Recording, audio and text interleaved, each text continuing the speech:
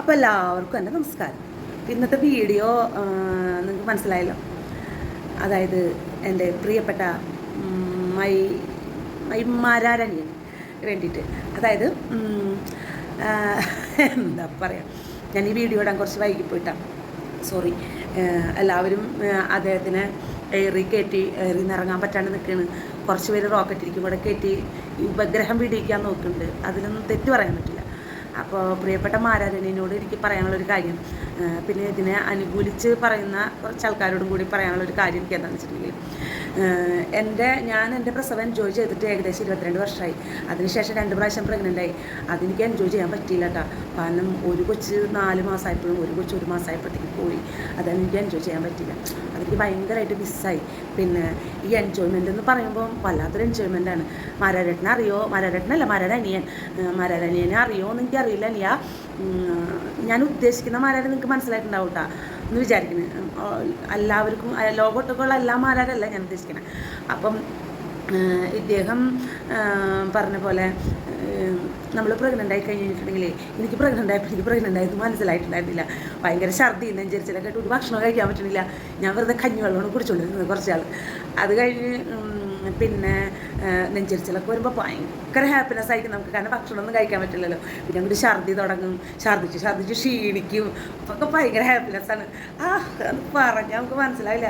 ഇതൊക്കെ കഴിഞ്ഞിട്ട് ഇതിൻ്റെ എക്സ്ട്രീം ഉണ്ട്. അതായത് എൻ്റെ മോൻ കുറച്ച് വലുതായിരുന്നു. ഞാൻ എൻ്റെ കാര്യം പറഞ്ഞ മുമ്പ് ഞാൻ എൻ്റെ പ്രസവത്തിനെ പറ്റി പറഞ്ഞിട്ടുണ്ട്. കാരണം അതിനെപ്പറ്റി ആലോചിക്കുമ്പോഴേ സന്തോഷം കൂടുമ്പോഴാണ് ഈ വീഡിയോ ഒക്കെ ഇടുന്നതേ.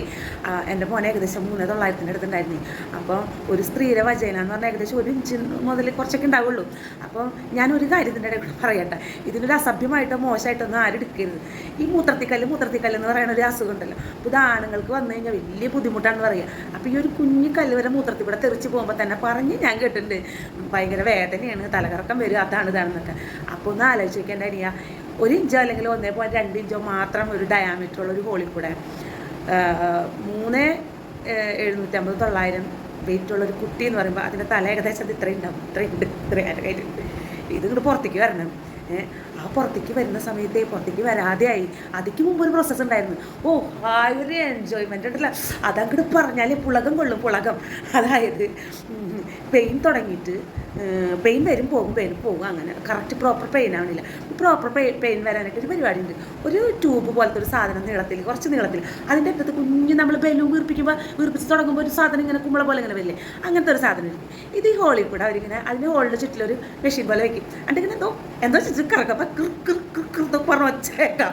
എന്നിട്ട് ഈ ഒരൊറ്റ പ്രഷറിൽ 1-2 പ്രഷറിൽ ഒരു ഗ്ലൂക്കോസ് കുപ്പി പോലത്തെ സാധനം ഇട്ടിട്ടുണ്ടാവും. അതെന്തൊക്കെ ചെയ്യും, ഇതങ്ങോട്ട് ഉള്ളിലേക്ക് കയറുമ്പോൾ ഒരു പരമാനന്ദം ഉണ്ടല്ലോ. നമ്മൾ കൊടുങ്ങല്ലൂക്കാർ പറയുകയാണെങ്കിലേ ഈ താലപ്പള്ളിക്കാവിൽ ഈ തൊട്ടിക്കൂഞ്ഞാല തന്നെ വളരെ തൊട്ടി ഊഞ്ഞാല ഇതിലങ്ങോട്ട് കയറിയിട്ട് മോളിൽ നിന്ന് അങ്ങോട്ട് താഴ്ത്തിക്ക് എന്ന് പറഞ്ഞൊരു ഇറക്കുണ്ട്. അപ്പോൾ നമ്മുടെ കുടലും പണ്ടൊക്കെ ഇങ്ങനെ വായിക്കൊന്ന് ഇങ്ങനെ പോകുന്നൊരു ഫീലാണ്. അതിൻ്റെ ഒരു 100 ഇരട്ടി ഫീലായിരിക്കും നമുക്ക് കിട്ടുക ഇതങ്ങോട്ട് ചെയ്യുമ്പോൾ.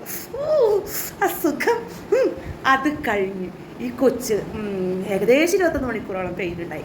അത് കഴിഞ്ഞ് കൊച്ചിനെ പുറത്തേക്കെടുത്തപ്പോൾ എങ്ങനെയെന്ന് അറിയോ, കൊച്ച് അങ്ങോട്ടും ഇല്ല. അപ്പോൾ ഡോക്ടർ പറഞ്ഞു നമുക്ക് സൈഡ് കട്ട് ചെയ്യാമെന്നാണ്. അതൊരു പരമാനന്ദമാണേ. ആ പരമാനന്ദം എങ്ങനെയാണെന്നറിയോ, പച്ചയ്ക്ക് ഇങ്ങനെ ഒരു കീറലാണ് ഇങ്ങോട്ട് കീറെന്ന് മാത്രം കേൾക്കുള്ളൂ. വേദന പോലും നമുക്ക് മനസ്സിലാവില്ല. എല്ലാ വേദനയും കൂടെ ആയിട്ടേ ഇത് ഏത് വേദനയാണെന്ന് നമുക്ക് തിരിച്ചറിയാൻ പറ്റാത്തൊരവസ്ഥ വരും. അത് കഴിഞ്ഞ് ഈ കൊച്ചിനൊക്കെ പുറത്തെടുത്ത് കഴിഞ്ഞിട്ട് ഈ ഇഞ്ചക്ഷനൊന്നും ചെയ്യാണ്ട് ധരിപ്പിക്കാണ്ടൊക്കെ സ്റ്റിച്ചുള്ള പരിപാടിയുണ്ട്. എനിക്ക് ഏകദേശം ഒരു 9 സ്റ്റിച്ച് ഉണ്ടായുള്ളൂ കേട്ടോ.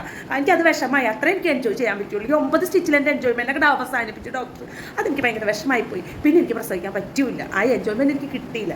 പിന്നത്തെ ഒരു സുഖമുണ്ടല്ലോ, ഇരിക്കാനും പറ്റില്ല, കിടക്കാനും പറ്റില്ല. നമ്മളിങ്ങനെ എന്താ പറയുക, ബ്രേക്ക് ഡാൻസ് അതുപോലെ ഇങ്ങോട്ട് കളിക്കും. അതങ്ങോട്ട് പറഞ്ഞു.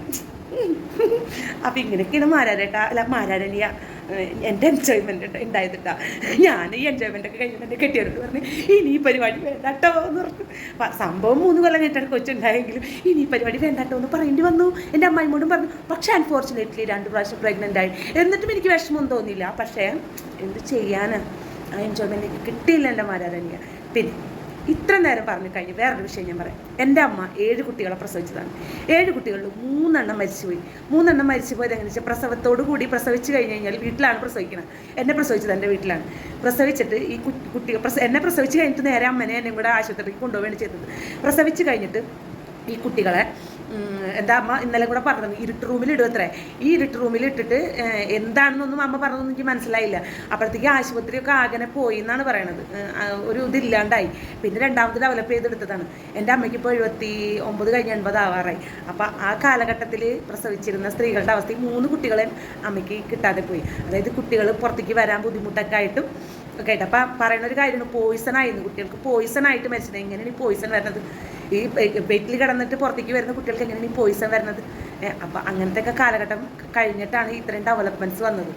ഇന്ന് എന്തെങ്കിലും പ്രോബ്ലങ്ങൾ ഉണ്ടെങ്കിൽ സുഖമായിട്ട് സ്ത്രീകൾക്ക് പ്രസവിക്കാൻ, സുഖമായിട്ടെന്ന് ഞാൻ ഉദ്ദേശിച്ചത് ആ സുഖമല്ല കേട്ടോ, താങ്കൾ പറഞ്ഞ സുഖമല്ല, ധൈര്യത്തോടു കൂടി ഒരു ഹോസ്പിറ്റലിൽ ചെന്നിട്ട് നമ്മളെ ജീവൻ തിരിച്ചു കിട്ടുന്നുള്ള ഒരു ഉറപ്പുമ്മലാണ് പ്രസവിക്കുന്നത്.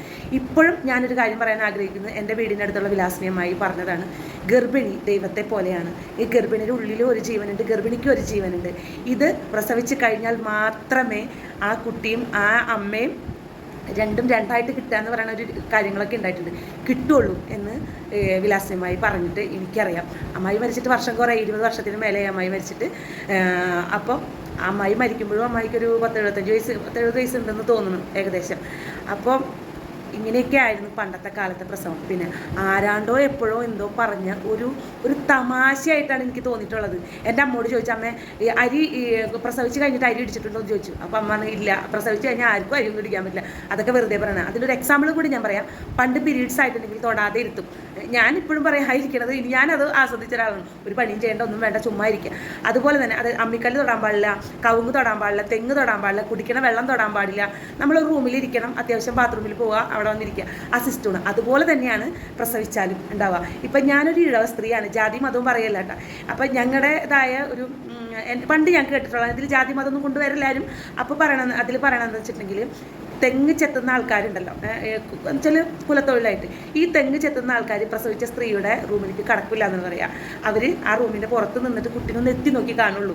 28 ദിവസം 15 ദിവസം ഒക്കെ കഴിയണ വരെ അങ്ങനെ കാണുള്ളൂ, ഇടുക്ക പോലും ചെയ്യില്ല. അപ്പം അന്നത്തെ കാലഘട്ടത്തിൽ ഇങ്ങനെ അരി കുത്തി നെല്ലിടിച്ച് എന്നൊക്കെ പറയണതിൽ ഒരു വിരോധാഭാസം കുറച്ചുണ്ട്. അപ്പോൾ ആരെയും വേദനിപ്പിക്കാൻ വേണ്ടി പറഞ്ഞല്ല, ഇത് കേട്ടപ്പോൾ എനിക്ക് എൻ്റെ അനുഭവം ഒന്ന് പറയണമെന്ന് തോന്നി. ഇപ്പം ഈ പറയുന്ന അഖിൽമാരാരെ ഇകഴ്ത്തി കാണിക്കാൻ വേണ്ടി ഒന്നും പറഞ്ഞതല്ല. ആൾക്ക് അങ്ങനെ ഒരു കാര്യം പറയേണ്ടി വന്നിട്ടുണ്ടെന്നുണ്ടെങ്കിൽ അവയർനെസ് ഇല്ലായ്മയാണെന്നേ ഞാൻ പറയുള്ളൂ, അല്ലാതെ വേറെ ഒന്നും എനിക്ക് പറയാനില്ല. അപ്പോൾ നന്ദി, നമസ്കാരം.